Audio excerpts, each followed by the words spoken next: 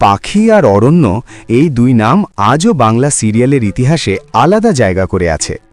যশ দাশগুপ্ত আর মধুমিতা সরকারের সেই জুটি একসময় ছোট পর্দার অন্যতম সেরা জুটি ছিল।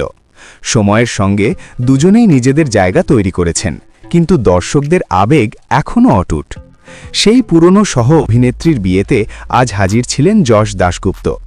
বারুইপুরে বসা বিয়ের আসরে তার উপস্থিতি যেমন নজর কাড়ে, তেমনই আলোচনায় আসে তার দেওয়া উপহার।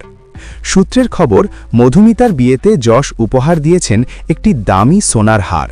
ঝলমলে এই উপহার শুধু দামের জন্যে নয়, তার গুরুত্বের জন্যও আলাদা। নতুন জীবনের পথে পা রাখা মধুমিতার জন্যে এটি এক ধরনের আশীর্বাদ হিসেবেই দেখছেন অনেকে।